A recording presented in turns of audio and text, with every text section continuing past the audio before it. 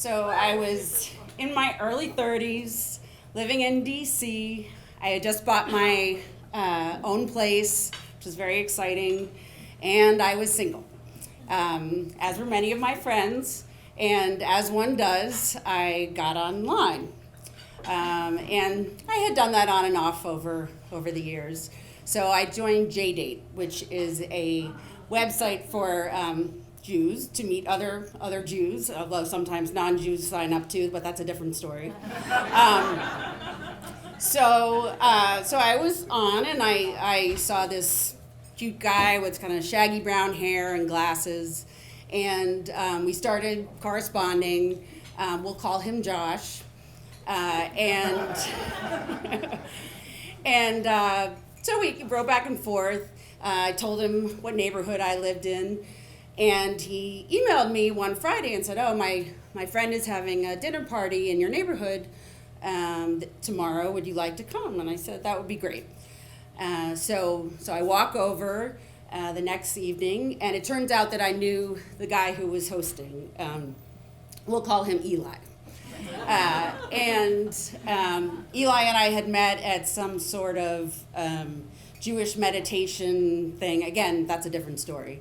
And he was there with his girlfriend, or so it seemed.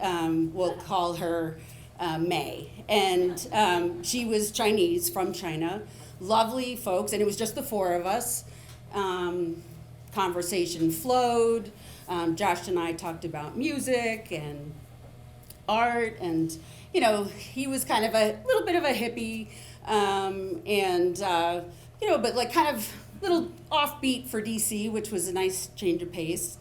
And Eli was a little more serious, kind of intense, new age, and they were making a lovely dinner, and the two guys were clearly close, like they were joking, and Josh was helping with the cooking, and he said that he was a very good cook.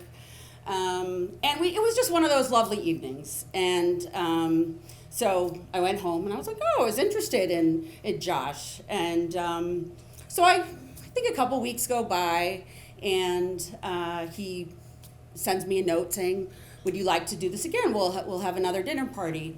And I said, that'd be great. So I go back to the repeat of the last time. It's Eli and May are cooking, and the four of us, and the wine and conversation flows. So I'm getting interested in Josh, and I think he's interested, but I'm not sure.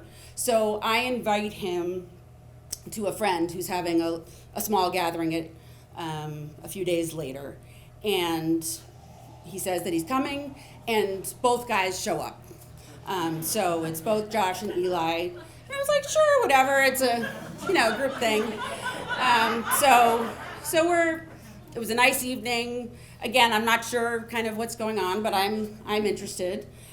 So the next day, I get an email from Eli, not Josh, from Eli, saying, we have a proposition for you.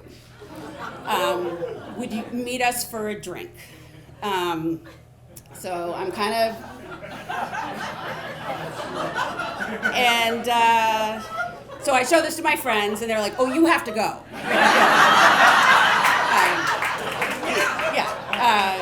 You need to find out what this is about. So I agree to meet them for a drink in the neighborhood. So I sit down, and Eli goes, we think you're terrific. You're fun and interesting, and we would love to have dinner parties where you bring your single Jewish girlfriends, and we'll bring guy friends, and we'll set each other up. So my face kind of drops, and so I'm like, all right, let me get this straight. So I'm like, Josh, I guess you're not interested. And he kind of looks down, doesn't say anything, and Eli goes, oh, you're too normal for him. You're too, straight-laced or whatever. So, and then I go, and Eli, don't you have a girlfriend? Isn't May your girlfriend? And he's like, no, it's just a thing. She knows I want to meet somebody Jewish, and she understands. So I'm like, fine, what do I have to lose? I have lots of single Jewish girlfriends, and so we arranged a dinner party. And I have 3 of my good single Jewish girlfriends join me, and one non-Jewish friend who was already engaged, but I think she was just curious what was going on. So the 5 of us show up at Josh's apartment. And, like I said, he had said he was a good cook, so we were looking forward to this. And we walk in, and it's just the 2 of them. No other guys. And so my friends were not happy. They were pissed for me, because that was the whole point, right? They had promised that I was going to be meeting some other guys. And I'm like, all right, listen. I turned to them and just, we're here. Let's just have a nice time, enjoy the dinner, so be it. So we sit down to dinner and, start eating, and Josh's home phone starts ringing, and he doesn't answer. I'm like, huh.